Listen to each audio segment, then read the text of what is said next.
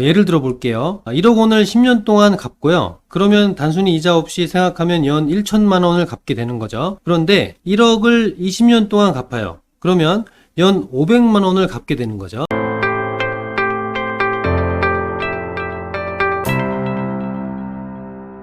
안녕하십니까. 대출 읽어주는 남자 대익남입니다. 오늘은 주택담보대출을 현명하게 받는 방법에 대해서 준비를 해보았습니다. 주택을 구입하면서 대출 없이 구입하는 분들은 거의 없다고 볼 수 있을 텐데요. 주택담보대출의 경우 이 상환 금액이 많고 상환 기간도 길기 때문에 신중하게 대출을 받지 않으면 오래도록 고생을 할 수가 있습니다. 게다가 최근에는 정부의 대출 규제로 주택담보대출이 충분히 나오지 않아서 고민하는 분들이 많으실 텐데요. 지금부터 주택담보대출을 현명하게 받는 꿀팁 함께 알아보겠습니다. 먼저 간단하게 이 주택담보대출을 주담대라고 하죠.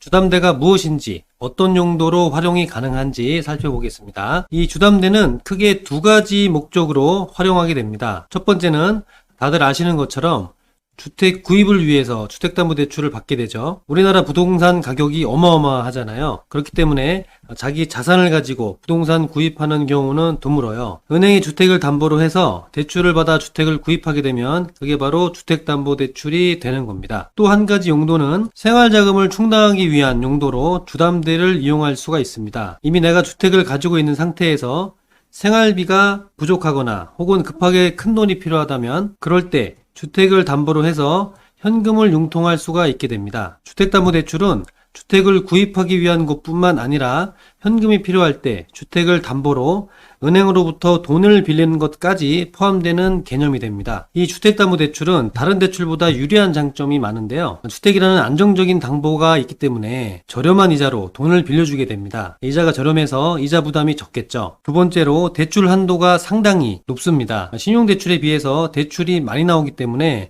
유리한 대출이라고 볼 수가 있습니다. 그렇다면 주택담보대출은 얼마나 받을 수가 있을까요?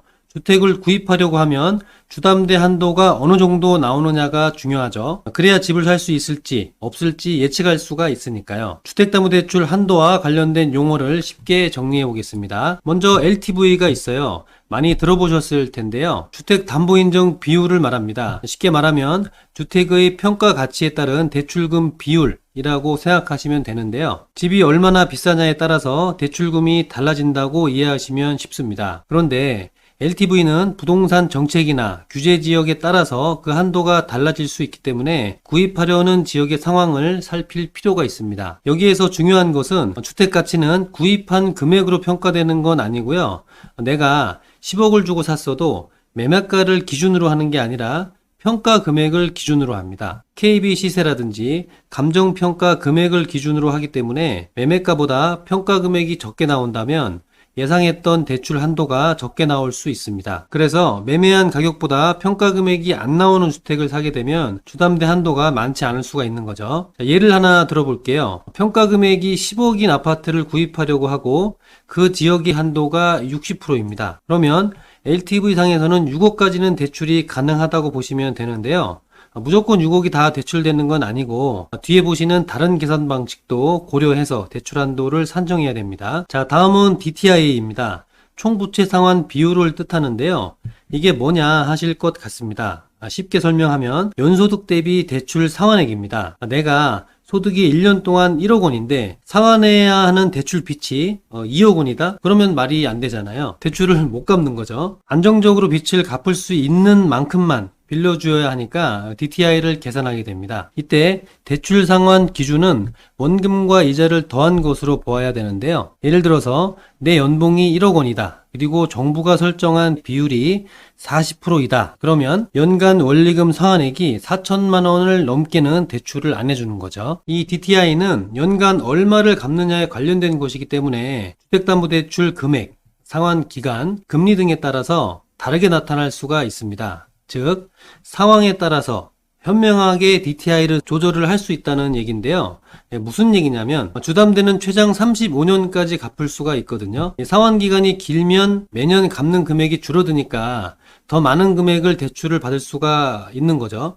금리가 낮을 경우에는 매년 갚는 이자가 줄어드니까 더 많은 금액을 대출받을 수가 있겠죠. 나는 연봉이 적은데 많은 돈을 대출받고 싶다면 주담대 받을 때 더 많은 기간 동안 갚고 더 적은 금리로 돈을 빌려야 된다고 기억하시면 되겠습니다. 예를 들어 볼게요. 1억 원을 10년 동안 갚고요. 그러면 단순히 이자 없이 생각하면 연 1천만 원을 갚게 되는 거죠. 그런데 1억을 20년 동안 갚아요. 그러면 연 500만 원을 갚게 되는 거죠. 첫 번째 경우는 빚을 매년 많이 갚아야 되니까 대출한 돈은 적어지고 그 대신 빚을 빨리 갚으니까 이자도 줄어들게 되겠죠. 두 번째 경우는 매년 빚을 적게 갚으니까 DTI 대비 대출 한도는 높아지게 됩니다. 그런데 천천히 빚을 갚으니까 전체 이자는 늘어나게 되겠죠. 내가 한도를 많이 받아야 되느냐 아니면 대출 이자를 적게 내는 게 좋으냐 이런 걸 생각해서 주담대 기간을 정하시면 이 DTI는 어느 정도 조절이 가능하겠습니다. 자, 다음은 DSR이라는 개념인데요. 이 개념이 조금 복잡할 수가 있습니다. 총부채 원리금 상환 비율이라는 뜻이고 내가 진 모든 빚을 조사한 후에 대출을 해주겠다는 겁니다. 내가 얼마를 버는지에 따라서 지금까지 진 빚이 얼마인지를 보고 대출을 해주는 건데요. 아까 설명드린 것처럼 연봉이 1억 원인데 빚 갚는 게 2억 원이다? 뭐 그렇게 되면 말이 안 되겠죠. 그래서 주담대 말고도 다른 빚들도 함께 조사해서 대출을 해준다고 보시면 되겠습니다. 여기에서 말하는 다른 대출은 그냥 모든 대출이라고 보시면 되는데요. 카드론, 신용대출, 학자금 대출, 자동차 할부금 등등 모든 게 다 포함이 됩니다. 이 DSR은 계산이 아주 복잡하기 때문에 네이버나 구글에 DSR 계산기라고 검색하신 후에 계산하시면 되는데요. 내가 집을 사려고 하는데 필요한 대출이 5천만 원이라고 가정을 해볼게요. 대출은 36개월 갚기로 했고 대출 금리는 4%예요. 그런데 내가 기존 대출이 있어요. 자동차 사는데 2천만 원을 대출을 했고 대출 금리가 4%입니다. 내가 1년에 1억을 번다고 가정하면 DSR은 38.15%가 되는 거죠. 정부가 규제를 40%로 하겠다고 했다면 지금 이 사람은 비율이 40%가 안 넘으니까 5천만 원 예상대로 대출을 받을 수가 있는 겁니다. 그런데 만약에 이 사람 연간 소득이 5천만 원이다? 그러면 76.3%가 되거든요. 그러면 40%가 넘잖아요.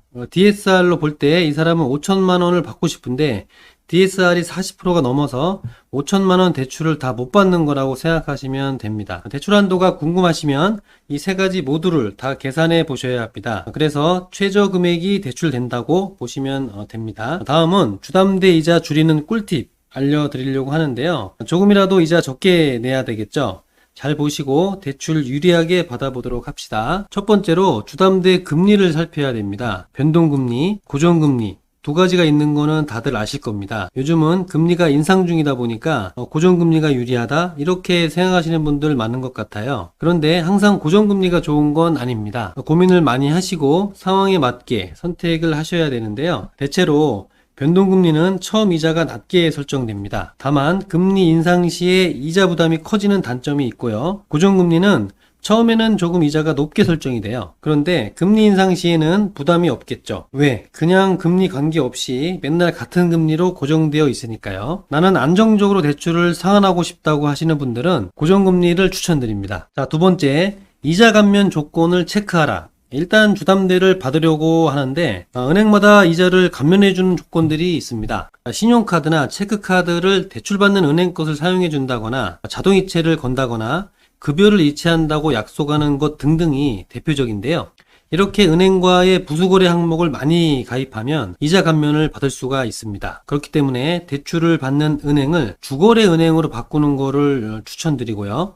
왜냐하면 주거래 은행이 아닌 다른 은행과의 이제 거래를 하게 되면 신규로 다시 바꿔야 되는 것들이 굉장히 많아지게 됩니다. 그래서 이왕이면 주거래 은행의 대출 금리를 먼저 살펴보시고요. 이것저것 부수거래를 하면서 다른 은행으로 갈아타는 게 더 이득이다라고 하면 그때 다른 은행으로 갈아타시면 될 것 같습니다. 세 번째, 금리 인하 요구권인데요. 요즘 많이 알려져서 대부분의 분들이 아시죠? 금리 인하 요구권은 신용 상태가 좋아졌으니까 대출금리 내려달라고 요구할 수 있는 권리를 말합니다. 어떨 때 신청을 하느냐? 승진했다, 연봉이 올랐다, 취업했다, 이렇게 경제적 여건이 나아지게 되면 신청하시면 되는데요. 대출받은 은행에 직접 금리 인하 요구권 신청하시면 되고 필요한 서류 제출하시면 심사 후에 은행이 금리 인하를 결정해 줍니다. 금리 인하 요구권이 받아들여져서 금리가 인하되면 대출 재약정도 부수적으로 가능한데요. 대출 재약정 때 유리한 방향으로 대출 재약정 하시면 좋겠죠. 이 부분도 활용하면 이자를 줄일 수 있으니까 꼼꼼하게 기억해 주시면 좋겠습니다. 자, 네 번째, 빚 갚는 방식입니다. 신규 대출을 받는 경우라면 거치식 상환보다는 분할 상환 방식이 낫습니다. 거치식 분할은 내가 대출을 내고 바로 갚는 방식이 아니라 몇 년 동안 갚지 않고 방치해 두는 거예요. 그런데 이자를 적게 내려면 거치식보다는 분할 상환, 즉 바로 매달 조금씩 빚을 갚는 것이 유리합니다. 예를 하나 들어볼게요. 1억 원을 내가 20년 동안 상환하겠다는 조건으로 연이자 4%의 대출을 받았어요. 만기 일시, 즉 거치식의 경우에는 20년 뒤에 한 번에 1억을 갚습니다. 이때 이자만 매달 내게 되는데요.